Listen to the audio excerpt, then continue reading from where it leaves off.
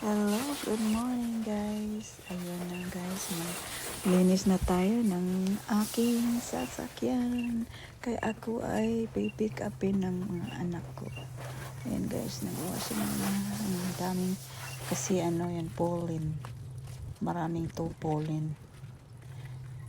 Ngayon, kasi winter, tapos tawag niyan, mag-summer na sa March. Next month, summer start. So, start ng pollen from the trees. So, washing muna tayo. Ngayon lang na nakalugar sa pag-washing sa sasakyan. Ayan. Punas tayo, punas. Ayan, kasi marumi. Punas. Ngayon, mag-rinse na tayo, rinse. Ayan. Mahabang proseso to guys. Anuhin pa. Paliguin din, banlawan. Yan, rinse. Vacuum na tayo guys. Sa rinse. Ang ginamit ko ay yung vacuum sa bahay. Hindi ko napunta sa labas kasi pinalagaan. Kaya pinamit ko lang dito sa bahay sa mga garage. So natamad ako sa nag-init eh. Kaya dito na lang sa bahay. Pagkatapos ko nito, pipipakin ko yung dalaga ko. Before at tapos ko so siya na pick up sa kapatid.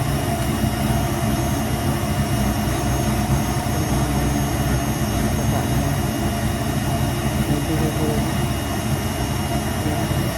marami kasi naman sa labas ko ngayon lang ako nakalugar sa sobrang busy ba kaya sinagaan ko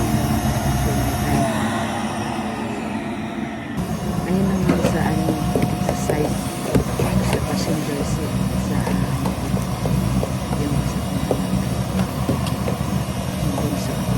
yung car seat niya marami kasi siya kumakain siya yung mga nakahulog sa sahig. Then dito naman sa side sa passenger seat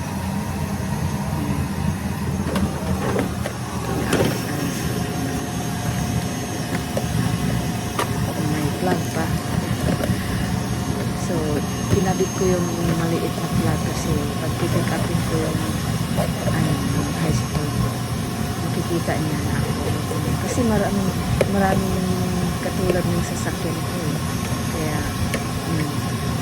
para sign ba na makita niya ako pinawisan ako na guys vacuum kami habang proseso naman ako kaya tsaga lang guys pag wala kang ginagawa kasi pag wala kang ginagawa kasi yung katawan mo parang nahihina kaya pinag-isipan ko na maglinis sa tagal-tagal na hindi ko nalinisan yung sasakyan ko kaya ako ay masipag na nag-vacuum nagwawash kaya guys yun ang dito pag hindi ka magtyaga sa ibang bansa wala kang ayun guys malinis na siya. Ayun guys, nag-fishing na kami ng asawa ko. Yan. Binibidyohan niya ako guys. Wala pa akong kuha niyan. Na-enjoy nga ako kasi iba yung ruta namin na fishing. Sa kami na fishing Crystal River. Ewan ko saan banda. Kaya guys, at saka yan maganda yung yung dagat. Yung dagat yun guys, at saka river nag-mix. Nagustuhan ko nga yung dito eh. Peaceful siya. Peaceful siya guys. Ganda talaga. Nasa ano ka lang. Restaurant yun ang sa gilid. Restaurant. Marami kumakain dyan. Masarap ano. Nag-order kami ng ano, grouper sa akin eh. Aha. Ayan guys, maganda yung palibot niya. It's very nice out there. So,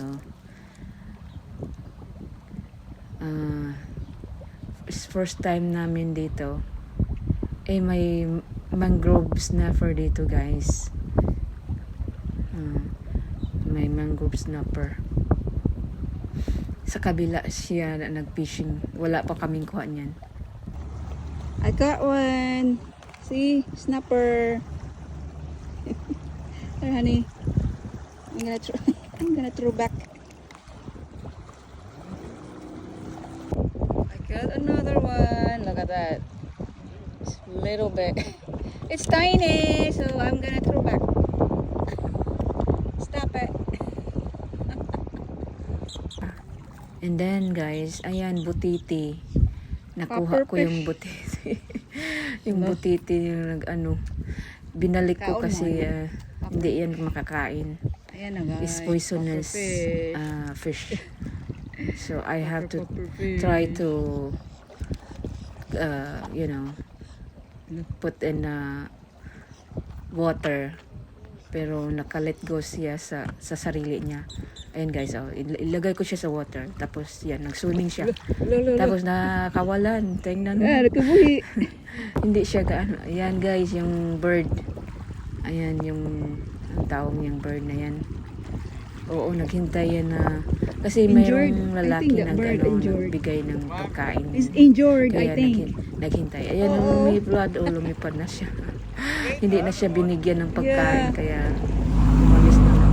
Instructs May to Ayan sit on the guys, bed pauwi and na kami she's hugging her guys. knees up against her At saka chest and she feels like yung prey, like this predator is ano just po, walking around the yung room. She's so busy and tawag niya? right when he gets up in front of her face, he makes a quick glance Sunset in the corner. ang Then May tinitirahan ko. glances over and there's a camera Ang asawa set ko up on that nag-try niya tripod guys. pointed directly Maganda at the kasi bed. yung ano, The man makes sure that yung it's recording sunset. that the Yun lang webcam guys, is on. thanks.